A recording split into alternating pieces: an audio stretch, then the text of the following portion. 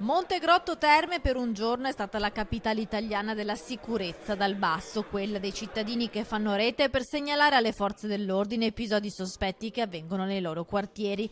La città termale infatti ha ospitato il convegno nazionale dell'Associazione Controllo del Vicinato, che in Italia conta l'adesione di 61.500 famiglie. La presenza maggiore si registra proprio in Veneto, Lombardia, Piemonte ed Emilia Romagna. Controllare le zone condivise e non controllare le persone, questo è anche importante. Io dico sempre che le prime telecamere intelligenti sono gli occhi dei cittadini, gli sguardi dei cittadini, e poi non dimentichiamo la coesione sociale. Ci sono persone che vivono da sole, se inserite in un contesto di un gruppo del controllo del vicinato, anche un supporto psicologico diventa molto importante. Guai a chiamarle ronde, loro si definiscono cittadini sentinelle che osservando e segnalando collaborano con le forze dell'ordine, così si crea sicurezza partecipata ma anche si fa comunità senza mettere a rischio le persone. I reati predatori sono comunque in calo, questo è un dato di fatto, e anche grazie alla partecipazione dei cittadini, una partecipazione incruente. Io vorrei sempre sottolineare questo particolare.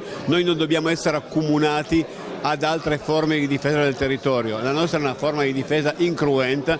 Si sono confrontati, hanno condiviso esperienze e consigli. A Montegrotto sono arrivati da tutta Italia, come questa signora di Monza, attiva già da qualche mese nel suo quartiere. Modo migliore per poter essere un cittadino attivo. Nel Veneto hanno aderito oltre 40 comuni e si sono formati circa 300 gruppi che riuniscono quasi 10.000 famiglie. Montegrotto è stato uno dei primi nel 2017. Qui sono 700 famiglie e 79 esercenti che praticano il controllo di vicinato. Nessuno deve fare un passo più lungo della gamba, ognuno deve restare entro il proprio ambito d'azione e agire per il meglio.